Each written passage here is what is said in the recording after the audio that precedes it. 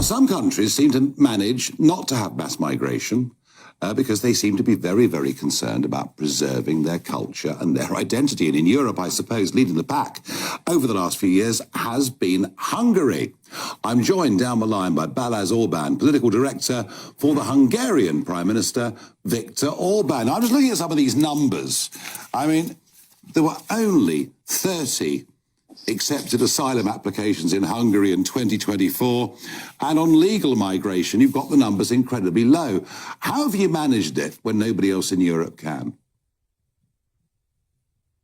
Good evening, ladies and gentlemen. Greetings from Hungary. Thank you very much, Nigel, for having me.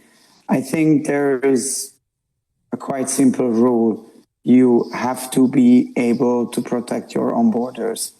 And if you are willing to do so, then it's quite easy to achieve this result. Well, yeah, you've certainly done it. But hey, you know, we're tearing ourselves apart here over European court decisions. But I mean, the European Union institutions don't like what you're doing, and they're fining you, aren't they? Definitely. Yeah. First of all, but I wanted to underline the importance of willingness. And this is what lacks in Europe right now and in many places of the Western world. Politicians, now a little bit more often than in 2015, when my prime minister first started to talk about how important it is to secure the borders, many politicians now are talking about it, but actually no one is doing the things which should be done. What we did is we changed completely the legal regulation.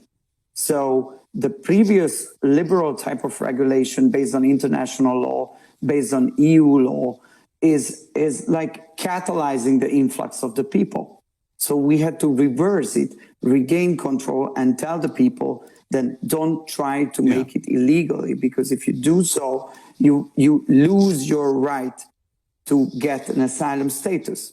Now it's the other way around. According to the international law, you have to move in, you have to try to make it illegally, and then they are trying to legalize their illegal entrance. That's the reality. If you're not able to reverse it, then we are all going to be lost. And the reality is that the European Court, in this case the European Court of Justice, is fining you 500 million euros. That's true. Can you believe it? We are protecting the borders of Europe, and we have to pay fine. And when I try to explain it to my friends in the United States and elsewhere, they all keep saying me that, oh, it's a good business.